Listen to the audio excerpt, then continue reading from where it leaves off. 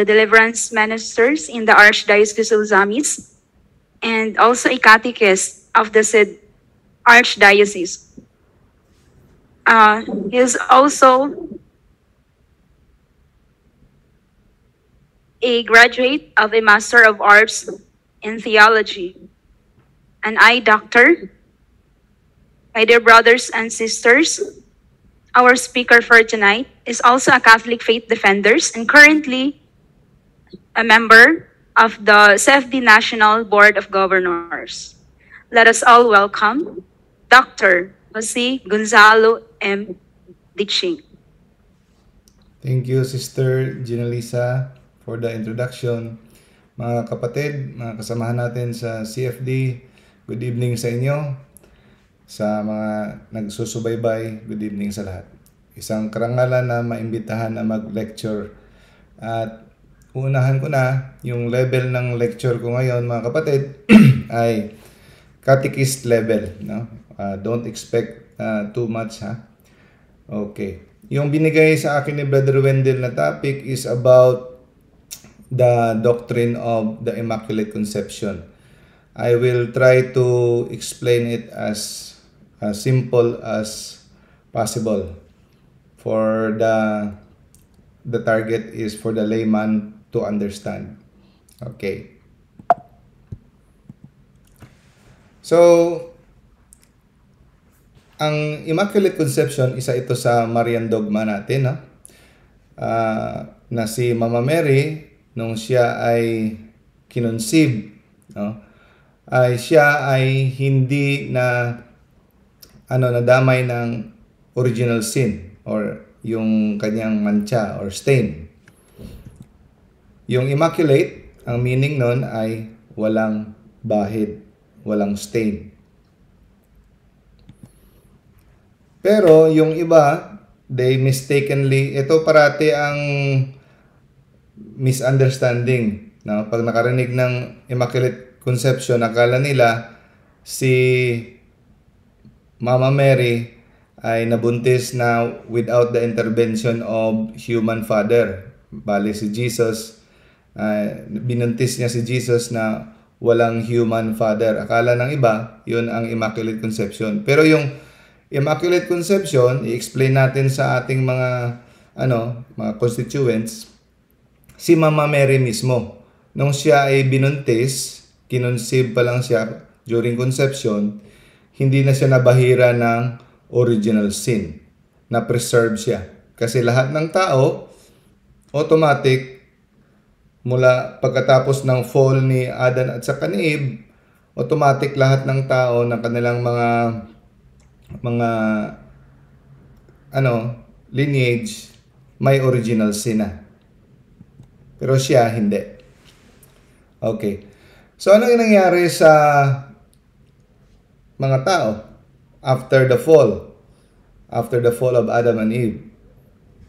Instead na sila ay may sanctifying grace, wala na. So, lahat ng kanilang mga nag-follow sa kanilang lineage, lahat ng tao after the fall, automatic, hindi na dumadaloy ang sanctifying grace. So si Adan at saka si Eva, nung sila ay nilikha, the life of the Trinity, Father, Son, Holy Spirit, dumadaloy sa kanila. No? They are like, kaya nga, they share in the divine life of God. Pero dahil doon, na-inherit ng lahat ng tao, ng sangkatauhan, ang the fallen nature, corrupt nature, at wala na siyang sanctifying grace. Okay. Si Mary, sa dogma ng Immaculate Conception, ay na-preserve siya. Hindi siya apektado ng na-inherit ng lahat ng sangkatauhan na pag pinanganak ang isang bata, kahit anong cute, anong ganda, ang kanyang kaluluwa ay patay. No? Walang buhay. So pag siya ay nabinyagan, doon pa siya makakatanggap ng buhay. Doon siya makakatanggap for the first time ng sanctifying grace. Pero si Mama Mary, hindi siya hindi siya na-corrupt, no? Na-preserve siya from that defect. Meron siyang sanctifying grace. Free from corrupt nature and original sin. Ito ay, by the way, yung Immaculate Conception, mga kapatid, hindi talaga explicit mababasa sa Biblia, no? Implicit lang. Hindi mo word for word makikita, kaya ito ang parating tinitira ng mga kapatid natin sa ibang sekta dahil, alam mo naman, puro sila word for word, letra por letra na dapat mababasa sa Bible. Pero hindi natin mababasa yung term na Immaculate Conception. Pero ang first na may clue tayo na implicit na sinasabi na si Mama Mary ay wala siyang bahid ng kasalanan dahil sinabi ni Angel Gabriel, "Hail, full of grace." No, actually, hindi sinabi Hail Mary, full of grace. Hail, full of grace lang. No? So, yun ang kanyang description, yun ang kanyang katangian. The Lord is with you. Luke chapter 1 verse 28. Yung full of grace sa Greek, no? Kecharitomene, no? Kecharitomene. It expresses the character or the quality of Mary. So yung term na yon, siya ay puno ng grasya. At further meaning ng term na yon ay hindi lang siya during the time puno ng grasya, ever since it is continuing, no?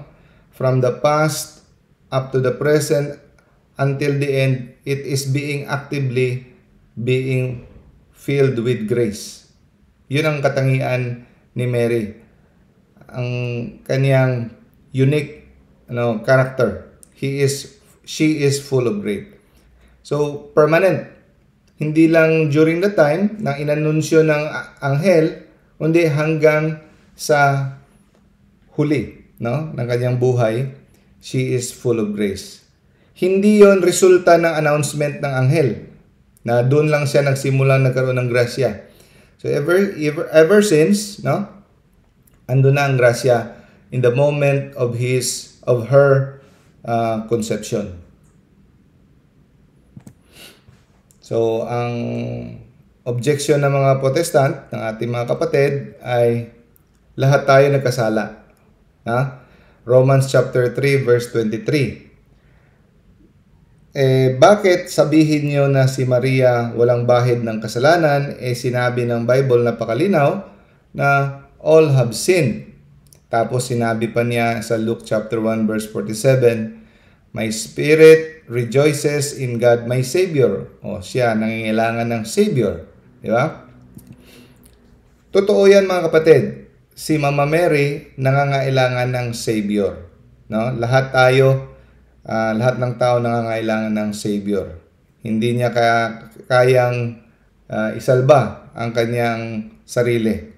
Dahil just like the descendants of Adam, she is subject to the necessity of contracting original sin. Pero, may malaking pero.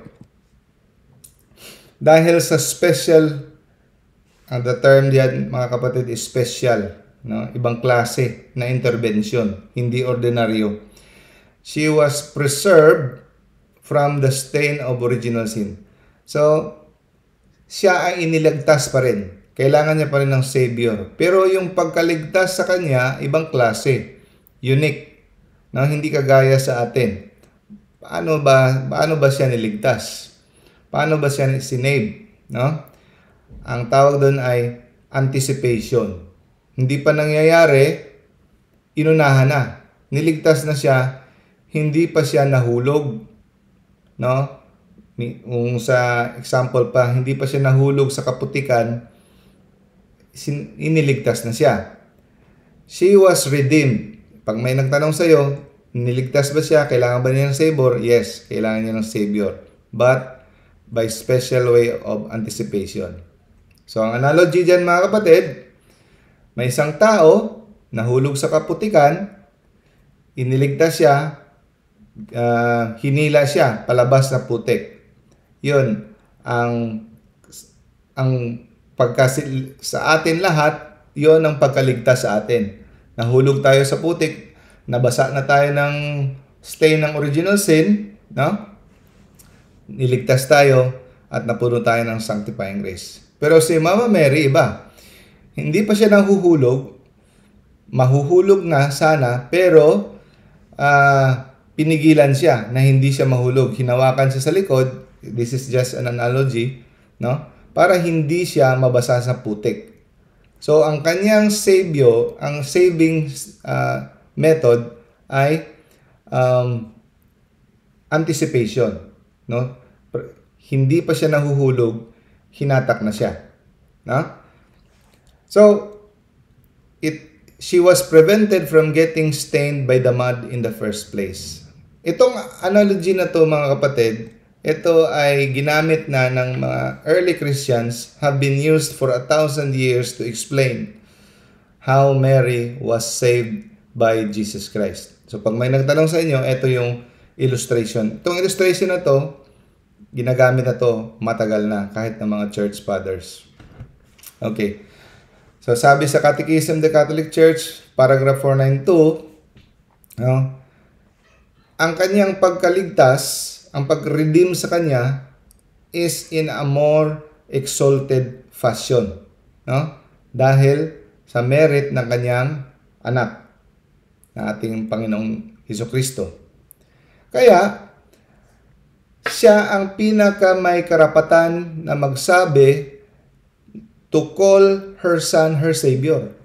Sa lahat ng tao, siya ang pinaka may karapatan at mas bagay sa kanya to call, kaya sinabi niya na my spirit is filled with glorifies my God, my Savior, sabi niya. Kasi ang pagkaligtas sa kanya is pinaka-glorious way, in a glorious manner. Hindi kagaya sa atin na naputik na siya in anticipation. Kaya niligtas siya. Okay. Next objection, kung si Mary ay walang kasalanan, parang equal na siya kay God. Di ba? Only God has no sin. Equal na siya. Yun ang objection. Hindi necessarily, mga kapatid. Dahil in the beginning,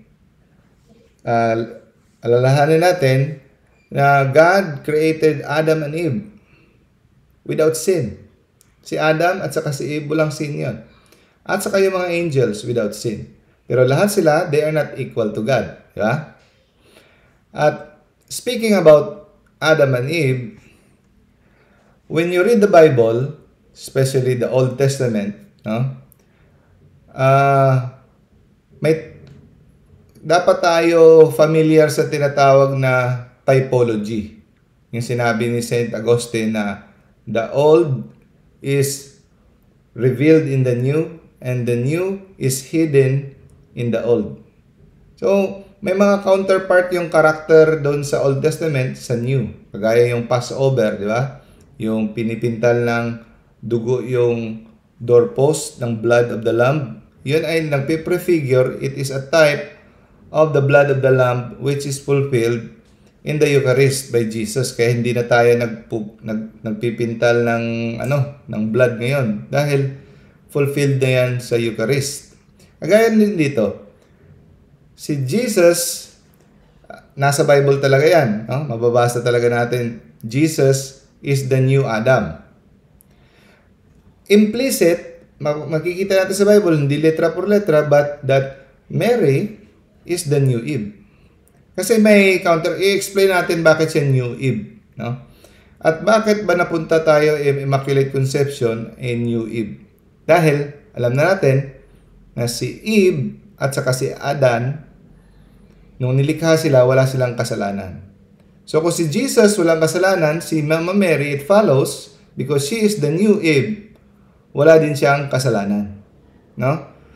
So if Jesus is the new Moses, so Jesus, Moses is the prefigurement, no, of Jesus. And then ang partner ni, ano bang nandun sa panahon ni Moses? The Ark of the Covenant. Then Mary is the Ark of the New Covenant. If Jesus is the new Solomon, tinatawag si Jesus na Solomon, di ba? Anong partner ni Solomon na naghahari sa panahon nila? Queen Mother, the Deborah, no? The strong woman. Then Mary is the Queen Mother. Okay. Napansin nyo doon sa sa wedding of Cana, may parallel yan sa Genesis. Kung pansinin nyo, ang pagkasulat ni John ng kanyang gospel, parallel sa Genesis. Yung may wedding. This is now the bone of my bone and the flesh of my flesh, and she shall be called woman. Ginamit woman. Kasal yun. Kinasal sila, yung pag sinabing flesh of my flesh, bone, yun ang wedding vows nila sa Genesis. Kung mapansin nyo sa John, first chapter, may kasal sa Cana. Ito ay parallel, parang sinasadya ni John na parallel at ginamit na term ni Jesus ay woman. Woman, they have no more wine. At yung character doon sa wedding sa Cana, si Jesus lang at saka si Mama Mary. So ito ay nagpapahiwatig na they are the new Eve and the new Adam and the new Eve. No? And ang parallel kay Eve is that Eve was taken from the flesh of Adam. Kinuha siya sa flesh ni Adam. While Jesus took the flesh of Mary. Kita niyo yung parallel, no? So, parating partner sila. Kaya, Jesus is the new Adam and Mama Mary is the new Eve. No? And then, kung mapansin niyo si Eva, kinausap niya ang angel, yung fallen angel, at naniwala siya doon. And she produced sin and death. But Mama Mary, kinausap niya ang good angel and she obeyed, which resulted to life. No? And then, si Eve ang nagtulak kay Adan sa paggawa ng una niyang kasalanan, the first evil act. And Mama Mary, the new Eve, is the one who prompted Jesus, the new Adam, to do his first glorious act, the miracle of the wine. And kita nyo, Adam called Eve woman in the wedding, in the Genesis. And Jesus called Mary woman in the wedding also in Cana.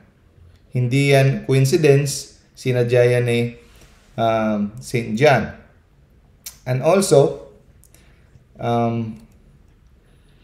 doon sa paanan sa cross, parating tinatawag ni Jesus si Mama Mary na woman dahil gusto niya ipahiwatig na si Mama Mary ay siya ang the new Eve, which is called the woman. Title ng new Eve. And also, sidetrack tayo konti. Ito yung the most adequate biblical support ng perpetual virginity ni Mama Mary sa paanan sa cross. Dahil iniwanan ni Jesus ang kanyang ina sa kanyang disciple. Actually, Protestant scholar ang nag-explain nito na ito yung pinaka-proof na perpetual virgin si Mama Mary. Nakalimutan ko lang yung pangalan ng Protestant scholar. Dahil sa culture nila, it is a great insult and a labag sa kanilang batas na iiwan mo ang iyong ina sa hindi mo kapatid. Kung totoong may kapatid si Jesus, bawal yung ginawa ni Jesus na iiwan niya ang kanyang parents sa ibang tao. Ito ay the biggest proof na walang kapatid si Mama Mary. Hence her perpetual virginity. And also, makita natin sa Revelation, a woman clothed with the sun. So, kaya parating ginagamit woman sa paanan sa krus, sa kana, woman, dahil ang gusto ipakita ni Jesus na siya yung woman na prophesy sa Genesis. No? That there is to be an enmity, pagkapuot at pag-aaway, hidwaan between the serpent and the woman. Between her seed and her seed. Kasi woman ang ginamit. So, hindi pwede na si Mama Mary may bahid ng kasalanan. Kasi may total opposition, total enmity, pag-aaway sa serpent. Eh kung may konti kang bahid ng kasalanan, meron siyang control ang serpent sa iyo. Kaya lang total, no? In opposition to the seed of the serpent. At hindi rin pwede, no? So if Mary, the woman, had any sin, then she would not be in complete opposition to the devil. So it makes sense, aside from the proofs in the Bible, na siya ay the new Eve. Always tandaan natin, si Eve, walang kasalanan. So it makes sense that the new Eve, Mary, wala ring kasalanan. Sabi ng iba, ang sinasabing woman sa Genesis ay si Eva. Hindi po pwede dahil si Eva ay nag-collaborate sa serpent. So hindi na siya pwedeng mag-oppose, mag-enmity kasi nag-collaborate na siya. Kaya hindi po pwede yung interpretation ng kapatid natin sa ibang sekta na si Eva yon. Next also, na the sinlessness of Mama Mary na wala siyang kasalanan is ang relation niya sa Ark of the Covenant. Matandaan natin, napaka-importante sa mga Israelites ang Ark of the Covenant. Dinadala nila to sa mga digmaan. Pag hindi nila to dinadala, natatalo sila. So, kaya nga, ang application sa New Testament, si Mary, yung rosary, yung devotion natin kay Mary, parating ginagamit sa spiritual warfare. Kasi siya ang the Ark of the New Covenant. Galit na galit talaga ang diablo. Kasi, nung sa Old Testament, pag wala ang Ark of the Covenant, natatalo sila. No? Paano na natumba ang walls of Jericho? Dinala pinosesyon yung Ark of the Covenant, paikot-ikot. Ilang days, no? At bigla na lang gumuho. So, pag wala kang devotion kay Mama Mary, and then you head on with the devil, wala ka. So, ano ba ang laman ng Ark of the Covenant? Bakit napaka-importante? No? It contains the tablet na binasag ni Moses. No? Binasag. At saka ano pa? Yung mana. No? Yung mga mana na nilagay sa loob ng Ark of the Covenant.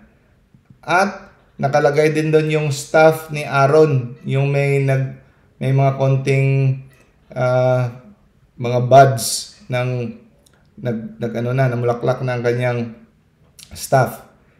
So ano ba yung staff? Ano ba yung mana? Ano ba yung tablet? No? By the way, yung Ark of the Covenant, mga kapatid, hindi pwedeng kahit sino ang gumalaw niyan at makatouch. May isang tao nga na muntik nang nahulog ang Ark of the Covenant, kaya sinuport niya sa gilid. Hindi siya high priest. He was struck down. He died immediately. Dahil ang mga tanging high priest lang ang makakatouch ng Ark of the Covenant because it is really holy. Nilalagay nga yan sa Holy of Holies doon sa pinaka-inner place ng tabernacle. No? So, ang tablet, ano yan? Sinisimbolize ng tablet si Jesus. This is the commandment of God. Jesus is the Word of God. Ang mana, it symbolizes, it prefigures the bread of life. Jesus, I am the bread of life that come from heaven. Mana, the bread from heaven. At yung staff ni Aaron symbolizes being his high priest. So lahat ito nagsisimbolize kay Jesus. High priest, the bread from heaven, and the Word of God. It is Jesus, all contained inside the womb of Mary. So, kahit nga makatouch ka lang sa Ark of the Covenant, mamamatay ka na dahil sa napakahuli niya. Ngayon, si Mama Mary pa kaya, na nasa loob niya, prefigurement nga lang yung Ark of the Covenant eh. Ano pa kaya? How much more should Mary be made worthy dwelling for a place of God Himself? Mas lalo pa siya, a million times more holy than the old Ark of the Covenant. At saka ito makita natin mga kapatid yung parallel. Pagdating ng Ark of the Covenant, nakita ni David, ni Haring David, nung sabi niya, how could this be that the Ark of the Lord ever come to me? Anong sinabi ni Saint Elizabeth nung nakita niya si Mama Mary doon sa Judean Hill Country? Sabi niya, why am I so favored that the mother of my Lord should come to me? Pareho yung sinabi ni David. Kasi pareho silang ark. No? The ark of the Lord should come to me. Sino ba ako na pupunta dito ang ina ng aking Diyos? At si David, nung nakita niya yung Ark of the Covenant, naglundag-lundag siya at nakasuot siya ng priestly garment. Si John the Baptist, who is a priestly lineage, no? Lumundag sa tiyan ni Saint Elizabeth. Ganon din. At ito yung, yung Ark of the Covenant, yung lumang Ark of the Covenant, remained in the house of Obed-Edom, the Gittite, for 3 months sa Judean hillside. Same place. No? And Mary stayed with Elizabeth for about 3 months also in the Judean hill country. So, laking ebidensya na talaga mga kapatid na si Mama Mary is the Ark of the Covenant. Hence, no?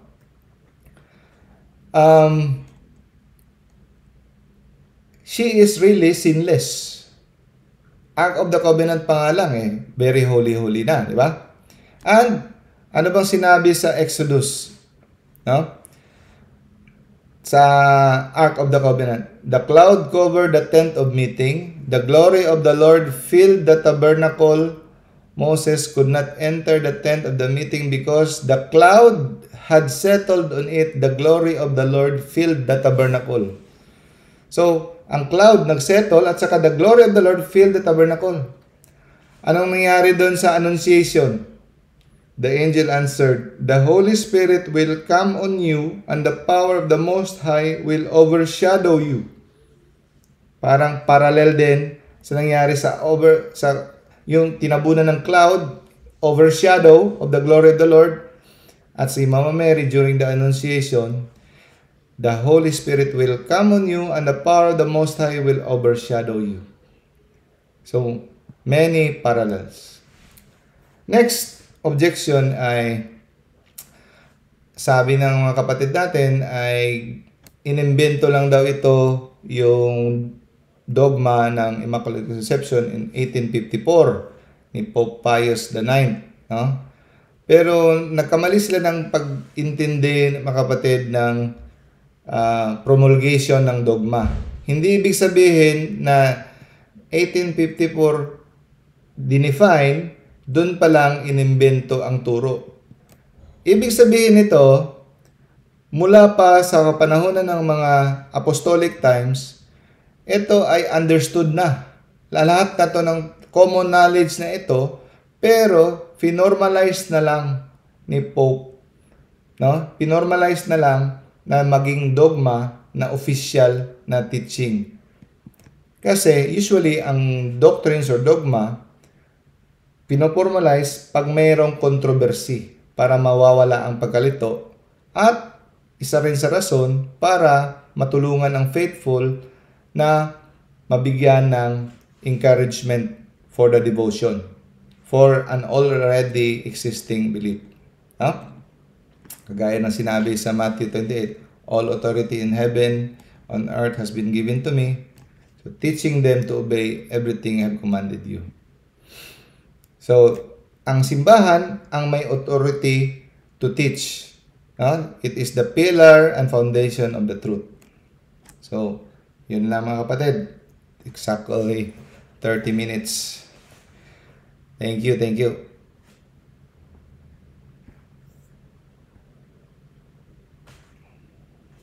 All right, thank you. Salamat, Doc. Salamat. So, we're done with the discussions of Dr. Jose Gonzalo de Ching. For the participants, if you have questions, you can raise your hand. Just a reactions on the bottom end, or else you can chat your message in the chat box.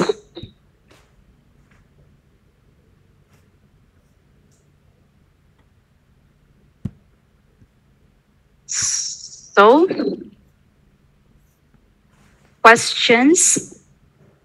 Salamat, Doc. May nag-comment. Maraming salamat po, Doc. God bless. All right.